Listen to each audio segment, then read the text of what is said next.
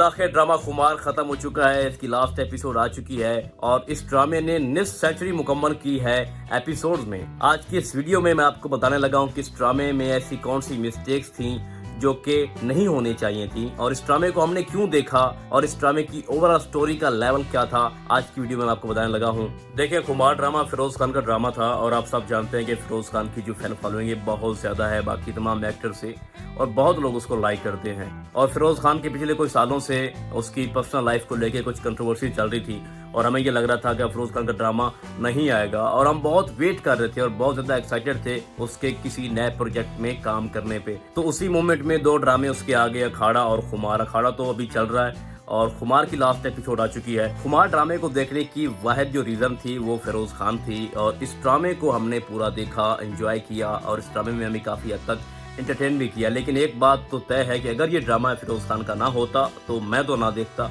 और हो सकता है कि मेरी तरह बाकी भी कुछ लोग ऐसे होंगे जो इस ड्रामे को ना देखते, क्योंकि मेरी नज़र में इस ड्रामे की जो स्टोरी थी वो एवरेज लेवल की थी और हम ये एक्सपेक्ट नहीं कर रहे थे कि फिरोज खान इस टाइप का भी करेक्टर लेगा। हमें ये लगता था कि इस ड्रामे में बहुत कुछ होगा, जिस तरह से वो अपने हर ड्रामे में एक एटीट्यूड रखते हैं और उसके कुछ फाइटिंग सीन भी होते हैं और बहुत दबंग रोल होता है, लेकिन इस ड्रामे में ऐसा कुछ नहीं था। और इस ड्रामे की जो मिस्टेक है उसमें सबसे पहले जो लास्ट एपिसोड में हम ये एक्सपेक्ट कर रहे थे कि रेहान की वापसी होगी और उसका भी कोई एंड दिखाएंगे, लेकिन नहीं दिखाया गया। भाई, फुरकान को सजा मिल गई, कहकशा बेगम को सजा मिल गई, लेकिन रेहान कैसे बच सकता है जिसने अपनी फैमिली को धोखा दिया, उनका बिजनेस खत्म कर दिया और बाहर शिफ्ट हो गया। उसका भी तो कुछ एंड दिखाना चाहिए था कि उसके साथ क्या बीती, लेकिन नहीं दिखाया गया। फैज बेचारे को उन गुनाहों की सजा मिली जो उसने किए ही नहीं थे।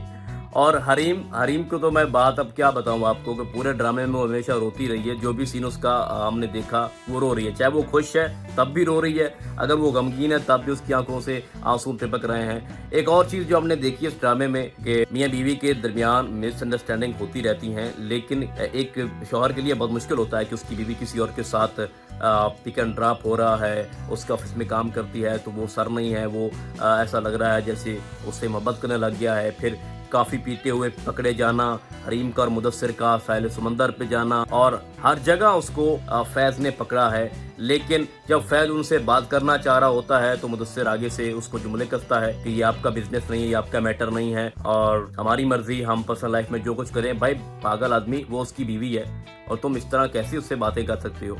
और वहाँ वो सब कुछ बर्दाश्त कर रहा है फैज जो है, तो ये भी थोड़ा अजीब लगा। इस तरह से नहीं होना चाहिए था। जब फुरकान की डेथ होती है तो फुरकान का चलीसा भी नहीं करवाया जाता, उससे पहले लैबा का निकाह करवा दिया जाता है। भाई ऐसी क्या जल्दी थी? वकास ने अगर इतना अरसा पहले वेट कर लिया है तो कुछ टाइम और भी वेट कर सकता था। उसके बाद बेगम कहकशां की डेथ हो गई। वो तो मैं आपको अपने हर रिव्यू में बता रहा था कि बेगम कहकशां की जो है वो डेथ होनी है, क्योंकि उसके अलावा उसके पास कोई चारा नहीं है और हकीकत जानने के बाद उसके जीने का मकसद भी कोई नहीं था। वो जिद्दी थी और तकब्बुर उसको ले डूबा।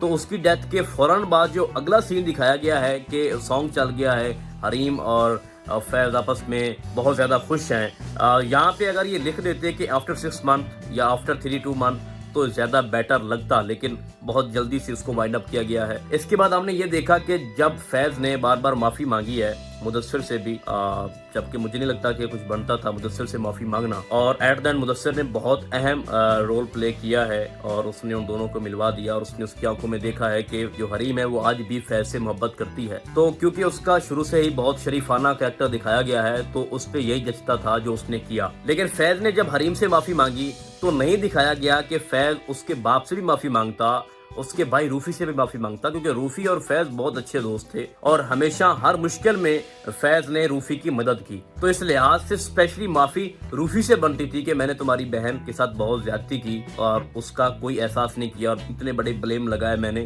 तो माफी बनती थी। लेकिन वो भी सी नहीं दिखाया गया। एट द एंड जो लास्ट एपिसोड थी थोड़ा बोरिंग थी, लेकिन हैप्पी एंड था और इसमें हम वो नहीं देख पाए जो हम देखना चाह रहे थे फिरोज खान को लेके कि कुछ अच्छा होगा, वो नहीं था। बहुत एवरेज टाइप की स्टोरी थी। ओवरऑल जो ये ड्रामा था वो यही था जो आप लोगों ने देख लिया।